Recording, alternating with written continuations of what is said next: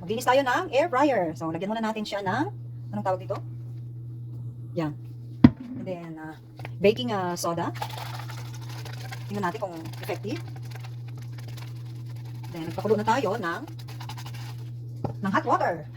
So, uso ka ng konti, baka malagyan mo na. Yan. Lagyan natin siya ng hot water. Effective siya, wala agad oh. Yung greasy niya. Yan. Maya-maya ng konti, tingnan natin kung, pero humihiwalay ng kanyang mantika. So, nag-air fryer kami ng chicken, then mamantika siya. So, kailangan natin babaran ng baking soda.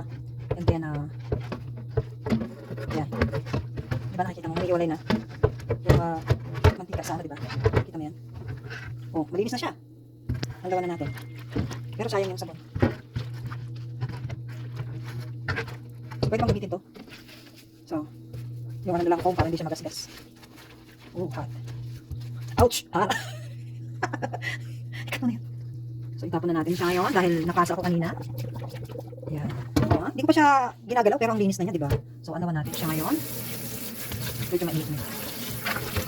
So, konting ano na lang, konting kuskus. Ayan. Ayan. Linis na. Tapos. Ayan. Ilawan natin mabuti para sa susunod na mag-air fryer tayo. Pwede na gawin.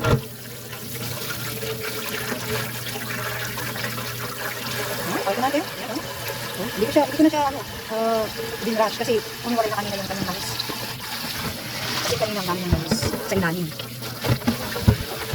Ganun lang. Ito na siya.